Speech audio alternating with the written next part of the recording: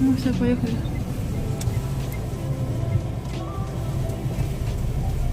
А ты не кушала?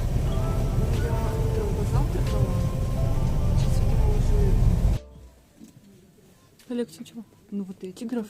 Нет, полотенец с годом. Кролика еще нет, да? Нет, а вот таких вот. Таких нету. Придут попозже еще.